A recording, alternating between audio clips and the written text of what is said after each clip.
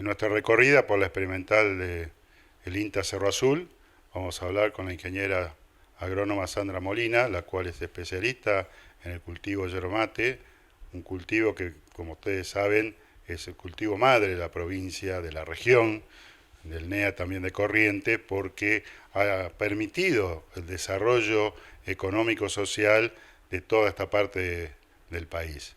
Bueno, Sandra, una temporada que se suma a la anterior, con realmente un problema climático que ha afectado a cultivos perennes, cosa que normalmente uno decía, bueno, se afectó, bajó el rendimiento y el año siguiente recuperó, pero este año realmente ha sido extraordinario por la sequía y como consecuencia de la niña. Tu primera evaluación o la evaluación del INTA en la zona centro de cómo ha afectado al cultivo de yerba mate este fenómeno climático. Bueno, buenos días. En primer lugar, sí, hay que aclarar que venimos de 3 años ya con un déficit hídrico importante. Por eso también este tercer año es como estamos viendo los daños más importantes.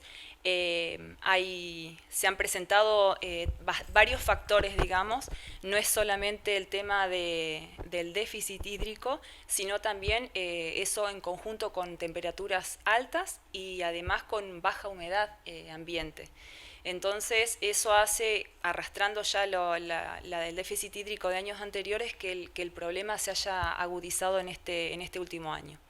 Lo que se está viendo es en general mortandad de plantas juveniles, las que han sido plantadas en los últimos años, y plantaciones de hasta 8 o 10 años en aquellos casos donde los suelos son muy pedregosos.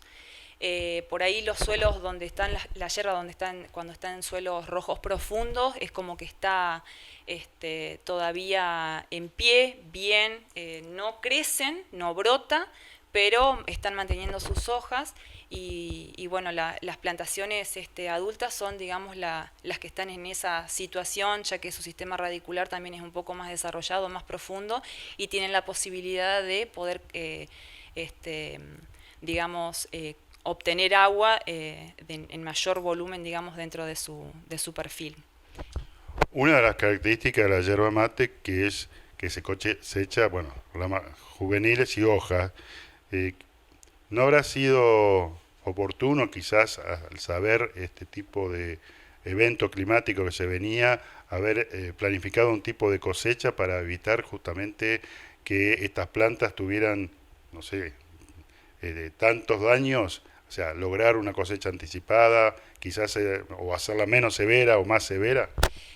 Lo que pasa es que, bueno, empezando de que no sabemos nunca cómo se va a comportar el clima, la previsión se sabía que la niña se iba a desarrollar en este tiempo, pero a medida que fue pasando el tiempo, es como que se va extendiendo ese fenómeno de la niña.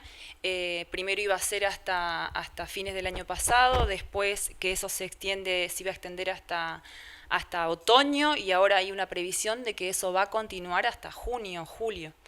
Entonces, más que el tema de lo que es cosecho, el manejo de planta, que es algo que nosotros desde INTA siempre promovemos, tiene que ver con todo el sistema, sobre todo partiendo de una buena preparación de suelo, asegurando las cubiertas, que el suelo esté protegido, digamos, eso no solamente por el tema de una posible erosión hídrica causada de la lluvia, sino que ayuda un poco a amortiguar y a que la variación de temperatura sea un poco más leve, digamos.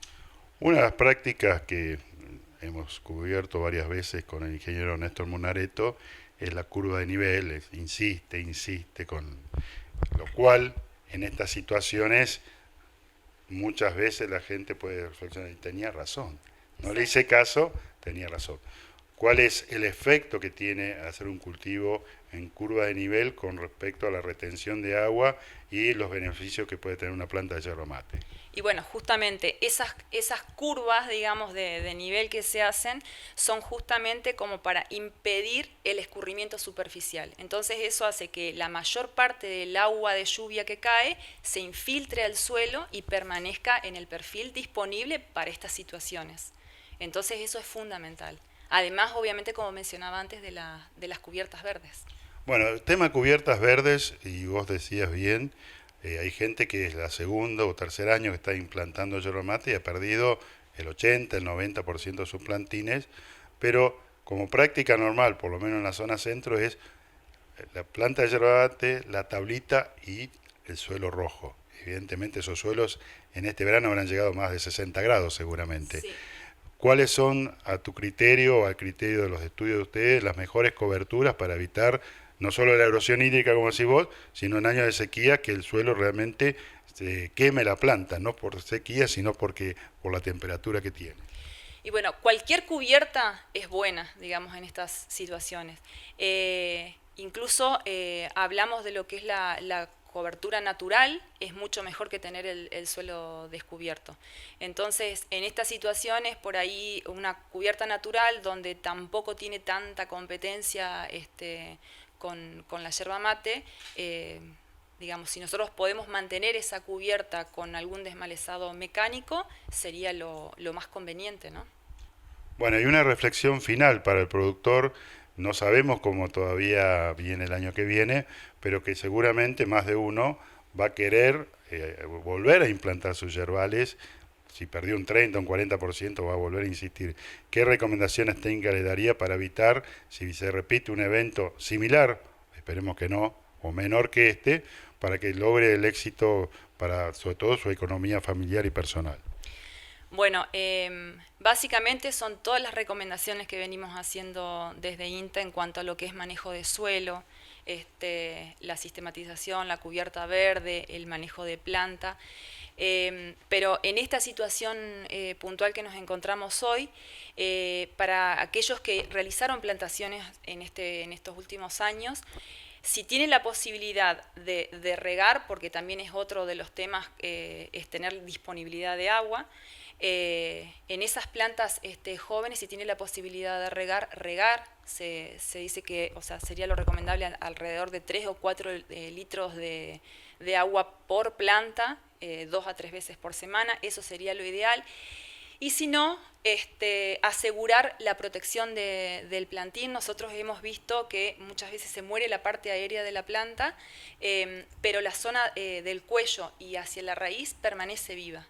Entonces, por más que nosotros veamos como la parte aérea de la planta muerta, comienza a brotar cuando hay lluvias como las que estamos teniendo ahora, la planta reacciona, brota desde esa parte por debajo de la zona muerta, entonces no se justificaría arrancar esas plantas, habría que ver bien cómo se encuentra esa zona y cuando sea momento de que comiencen a revertir, digamos, comienza a haber precipitaciones nuevamente, humedad, eliminar esa parte muerta y ahí ya tenemos nuevamente la planta con la parte aérea renovada.